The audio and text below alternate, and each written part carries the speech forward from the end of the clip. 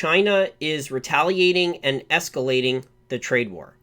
And as I predicted over a year ago, before a April 2018 Zero Hedge article came out, but that just added to things I had been talking about for a while now, because I've been covering the rare earths market off and on for many, many years. I actually put out a Dragon Metals report in 2010, spent a lot of time working on it, I think over 80 hours, working on it and getting it out in a month's time to get out a good research work.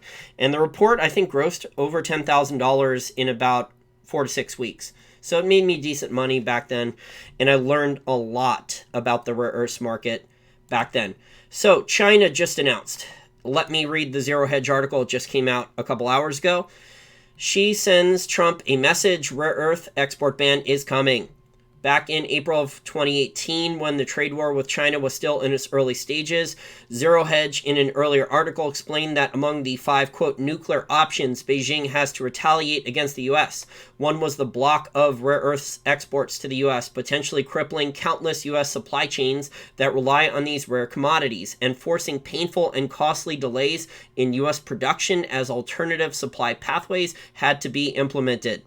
As a result, for many months, China watchers expected Beijing to respond to Trump's tariff hikes by blocking the exports of one or more rare earths, although fast-forwarding 1 year later, this still hasn't happened. But that doesn't mean it won't happen, and overnight, President Xi Jinping's visit to a rare earths facility fueled speculation that the strategic materials will soon be weaponized in China's tit-for-tat war with the U.S., trade war with the U.S. Okay, bad grammar there, Zero Hedge. As Bloomberg reported overnight, shares in JL Mag Rare Earth surged to the daily limit on Monday after Xinhua said the Chinese president had stopped by the company in Shaanxi, a scripted move designed to telegraph what China could do next. The reason for the dramatic market response is that the presidential visit flags policy priorities and, quote, rare earths have featured in the escalating trade spat between the U.S. and China, end quote. It happened also in 2010 and 11, I believe, to add commentary here that I'm not sure was talked about, that there was 70% or more export ban on rare earths, but there was an enormous amount of smuggling because the price on some of the rare earths, certain ones, was going through the roof, especially dysprosium, especially dysprosium, which went to an insanely high price. I think it went up over sixfold in price in a pretty short amount of time. Okay, back to the article. Specifically, as Bloomberg notes, China raised tariffs to 25% from 10% on American imports, while the U.S. excluded rare earths from its own list of prospective tariffs on roughly $300 billion worth of Chinese goods to be targeted in the next wave of measures. And just in case the White House missed the message, she was accompanied on the trip to JL Mag by Liu Xie, the vice premier who has led the Chinese side in the trade negotiations. Why does China have a clear advantage in this area? Simple, the U.S. relies on China, the dominant global supplier, for about 80% of its rare earth imports. Let me add additional analysis in there of someone that has researched the rare earths market extensively. And in my past channel archives in the interviews, you'd have to go way, way back because, like I said, my rare earths coverage started in 2010 and 11. I've interviewed a ton of the world's top rare earths experts in the channel archives from many years ago, including Dr. John Hikeway and others, that China they sacrificed a lot of their environmental concerns to mine rare earths and basically bankrupt a lot of the other producers. So the original Mountain Pass mine, it wasn't Molycorp back then. It was operated, I think, by Chevron, or Unocal, and then Chevron bought it. And they had to shut down the mine because China came on with a ton of production and they bankrupted. Basically, we're going to bankrupt all the competitors because China was sacrificing all the air, water, and soil around the mine to produce the rare earths cheaply. And then on top of that, China also built on top of having almost a near monopoly in supply. At one point, China had almost 100% of all rare earths production. Now that has dissipated a little bit. As this article says, China has about 80% of the global mining supply. A lot of that is because Linus's mine in Australia, which is mostly light rare earths, doesn't have a lot of dysprosium or terbium in their mix. and that mine has been producing. However, Lynas has had a lot of problems, environmental problems, especially at their rare earth oxide processing facility. I think it's in Malaysia. So there's, on the internet, you can look up all the demonstrations. There's tons of demonstrations there. And I think that Malaysian REO, as it's abbreviated, rare earth oxide, which is further along the supply chain besides just mining, in with the powders and turning them into more value-added products, that is temporarily shut down while they await some type of vote in their parliament or Congress. I'm not familiar with Malaysian politics, but things don't look too good right now for Lynas. Okay, back to the article. The visit, quote, sends a warning signal to the U.S. that China may use rare earths as a retaliation measure as the trade war heats up, end quote, said Pacific Securities analyst Yang Kunhei. That could include curbs on rare earth exports to the U.S., he said. Xi's visit came just hours after the Trump administration on Friday blacklisted Huawei and threatened to cut it off from the U.S. software and semiconductors it needs to make its products. A spokesman for China's foreign ministry told reporters Monday to please wait and see how, end quote, how the government and companies respond. Of course, a Chinese export curb or ban would also cripple domestic producers, as domestic rare earth miners would be hurt and likely need state subsidies similar to U.S. soybean farmers. But curbs could potentially help companies like JL Mag, which makes magnets containing rare earths that are used in products including electric vehicles and wind turbines. So those magnets, if you're not familiar, are the neodymium iron boron magnets, or REPM, rare earth permanent magnet technology.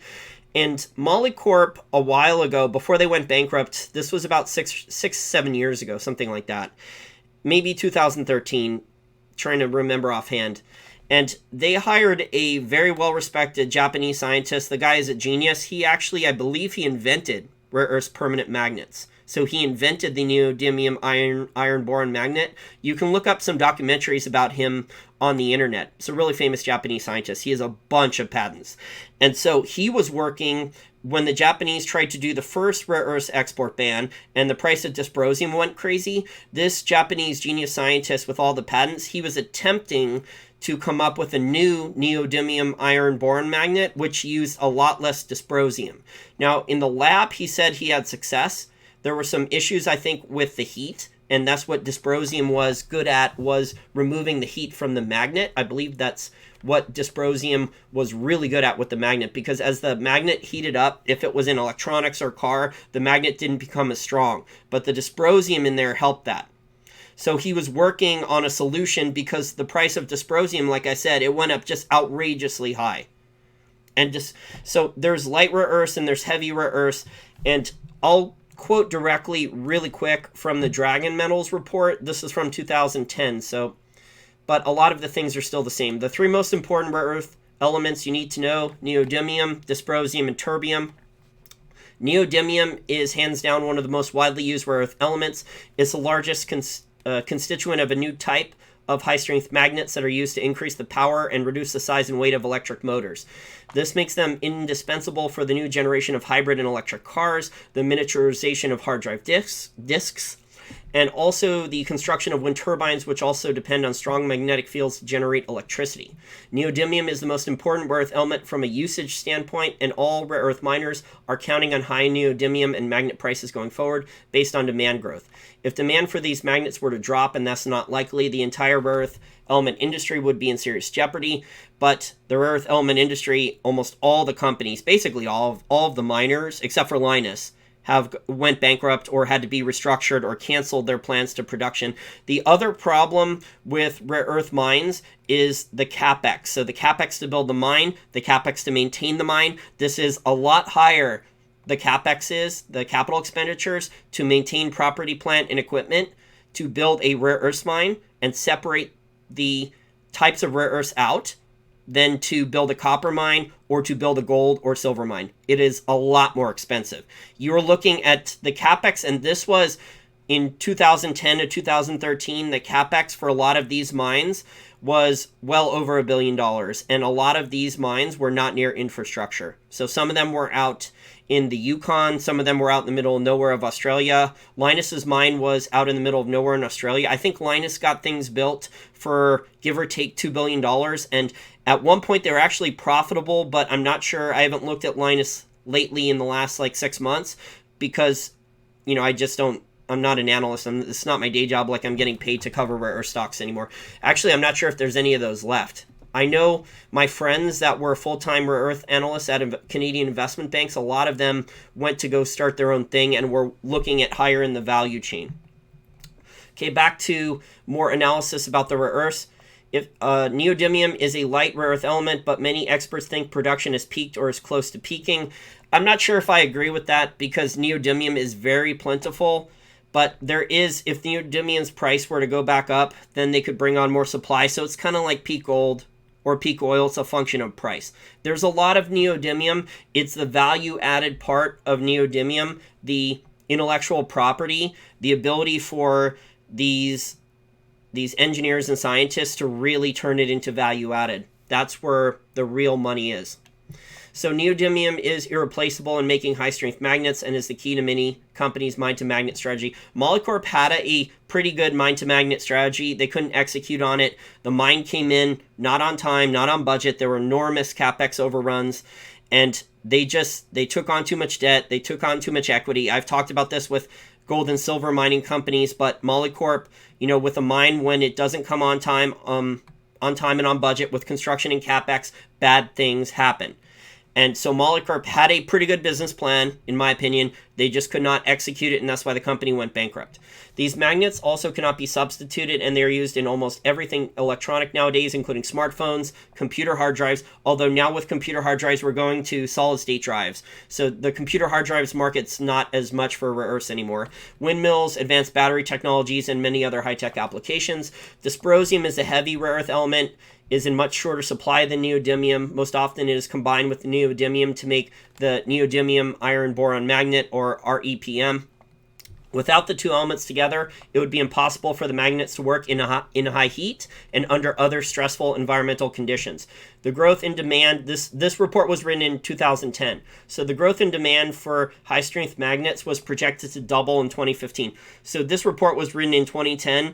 The market was projected to double in only 5 years. So this was a very high growth market. The third rare earth element was terbium, like dysprosium. It's a heavy rare earth element and is sold by the kilogram. Terbium is also used in high strength magnets, but its primary use is in green phosphors, lasers, and fluorescent lamps. And so terbium is in things like new compact fluorescent light bulbs, the ones you see in Home Depot stores. Okay, so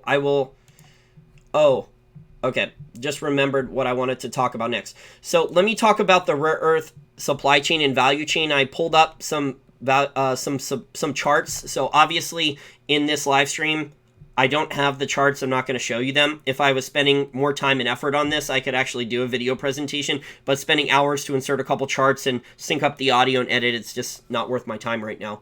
So there is rare earth mining and milling. Then after that, you get to rare earth oxides, which is metal processing. At one point, China, and I'm looking at an old Molycorp slide before they went bankrupt, China controlled 97% of both of these things, of the mining and milling and the rare earth oxide material processing. And then you get into the global supply chain, the value chain part, where you're making rare earth metals, where you're making rare earth alloys, where you're making magnetic powders and things like that. And then finally, you're making rare earth permanent magnets and other innovative products. And other companies have different, a little bit different slides on their value chain. So it goes mining and separating to oxides, to metals, alloys and magnet powders, then to permanent magnets, then to components, and then all the innovation, the final technologies. If you're interested in seeing this more, I could probably email you some of these charts. And finally, this is one other thing I wanted to talk about. People asked me in the past on past live streams, what are the ways to play this? And I've been telling people the miners have failed at this. Miners outside of China have failed. Linus was doing an okay job, but pretty much every other miner that had a business plan and was trying has failed to do this. There were business plans for miners with low capex that thought that they could rebuild a mine or restart a mine with $100 million or less. And then the capex ballooned out to $200 million and $300 million, then the miner went bankrupt, couldn't execute on a strategy. Then there were miners, like I said, with big mines planned, for rare earths, and it was over $1 billion in capex, sometimes over $2 billion. It's out in the middle of nowhere. You had to build infrastructure, roads, power, all this out in the middle of nowhere in the Yukon or in nowhere in Australia, and the miners either couldn't raise the money or they couldn't execute the business plan. And even Molycorp, which had power, was too ambitious. So Molycorp had all the existing infrastructure. They did have to upgrade the mining production equipment, but they had a lot of the things there necessary to restart the mine and save on capex. But they did a lot of acquisitions to try to show people that they could have a vertically integrated strategy, and they just couldn't execute on it. They just struggled mightily. So I found this company. This company was contained in my report. They were initially a separate company all by themselves. They have a world-class reputation. Their customer list includes, let me pull up their customer list real quick. Their customer list includes Panasonic, Dido, BASF, Philips, Bosch, Johnson Matthey, Samsung, LG, Unicom, and a couple Chinese companies. So they have the market-leading customer base with long-standing relationships. They also have GAAP profits, generally accepted accounting principles profits, so they're not doing accounting gimmicks. And on top of that, they're the #1 global market leader of powders for bonded and hot deformed magnets. They're top 3 in the world in global production of materials for auto catalysts, and they're the #1 global producer of gallium trichloride used in LED screens. So this company they have a bunch of patents. They have a bunch of smart scientists. They run things pretty damn well, in my opinion. This has been a solid company for many, many years. They've been in business for decades. They are in Canada on the Toronto Stock Exchange. Molycorp bought them at one point, and then when Molycorp went bankrupt, Molycorp bought them at a high valuation. And then when they went bankrupt, Molycorp, I guess, sold them off or they respun out. The company's name is, again, this is not financial advice, just my opinion. I think this is a pretty safe way to play the rare earths trend right now. The stock was down earlier today, but news of this rare earths export ban is starting to get around, and people are starting to do research. The stock is up almost 7% today. The company's name is Neo Performance Materials, NEO, like from the Matrix, Performance Materials. They are over the counter in the US and on the Toronto Stock Exchange. The shares are at $9.37 a share. They have earnings per share latest of $1.14 per share, a PE ratio trailing 12-month multiple. Their PE ratio is below 8, and guess what? They even have a dividend right now of 3.3%. This looks like a solid company that has a lot of intellectual property. They have a good customer base. This looks like a really solid company.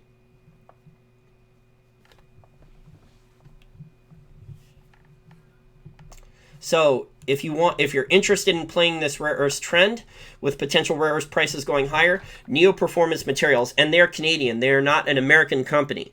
So they would probably not be hurt by this rare earths export ban. And they also, if I remember correctly, unless they totally restructured the company, they have really good relationships with other rare earths miners and scientists in China, and they even have a plant in China too. So they have a very good long-standing relationship in China, and they would probably be able to get around the rare earths export ban because they're a Canadian company. And maybe you will see companies like Apple and some of these American companies that can no longer buy rare earths in China if this rare earths export ban does get worse and there's a full block. Maybe they go to Neo Performance Materials and buy from them. Because some of these large corporations, they handle some of the rare earths value chain in-house, but others delegate or outsource parts of it. The picture I have, if you're interested, that was from the cover title of the Dragon Metals report that I did in 2010 with Kevin Kerr. Him and I co-wrote that. So we called the rare earth elements the Dragon Metals back then. It was pretty good marketing niche. We got a bunch of interviews and marketing press for the report. It was pretty well respected. But the bottom line is that some of these stocks in the report, some of the junior mining stocks went up tenfold before they collapsed and went to zero. But a lot of them actually did have pretty good business plans. The management teams just couldn't execute on. There were so many and this goes back to mining in general with gold miners and especially silver miners. But a lot of these guys just, they exaggerate. They don't give you honest updates. And so the business plans for whether it was Great Western Minerals or Stans Energy, which was another junior, Stans Energy went up tenfold before it collapsed and I think it went bankrupt. And then Molycorp also. From what I've heard with Molycorp, that what they were telling the market, the updates that were supposedly positive with the progress at the mine and the value chain integration, the vertical integration strategy, it was not going as well as the management team claimed. They were sued like a bunch of times in bankruptcy, even before bankruptcy. I was looking through the annual reports.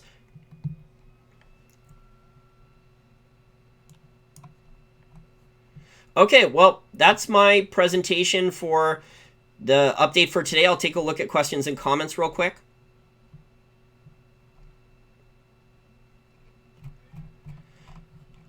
So this would hurt companies like Apple.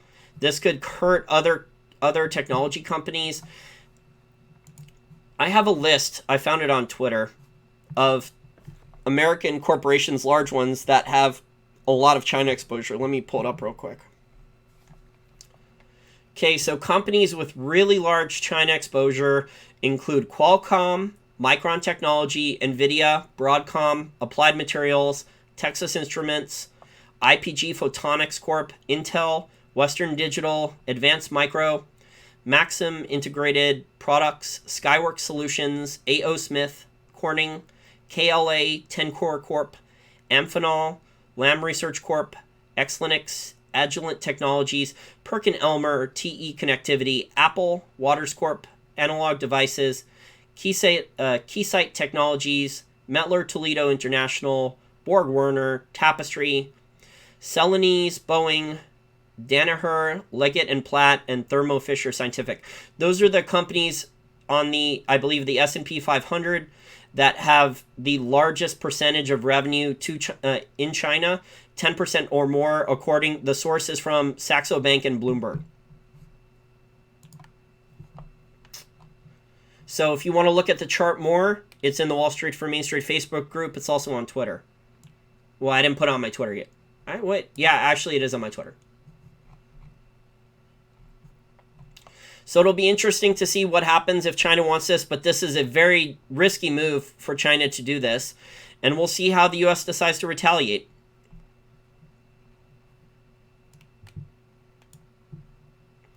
But I think Neo Performance Materials could benefit if China does implement a really harsh export ban, worse than the one in 2010 and 2011. Now, there is a lot of black market rare earth smuggling, and a lot of those rare earths, the products, the powders, the rare earth oxides, some of them were not rare earth oxides, they were just powders. And then others were upgraded to oxides, and they were when dysprosium went crazy, there was enormous increases in smuggling out of China, out of mainland China into Japan. So a lot of the processing, let me mention this really quick. So in the past, for the actually making of the magnets, the Chinese do about 80%. The Japanese do about 17% of magnet manufacturing, and Europe does about 3%. Now, this was in 2010, so this may have changed. But the company I just mentioned, and again, not financial advice, stupid disclaimer, but the company I just mentioned is not really included in there unless you count them in part of the Chinese manufacturing because they're in Canada. So they should be able to get around the export ban, and that looks like why people are bidding the stock up, because some people are already figuring that out.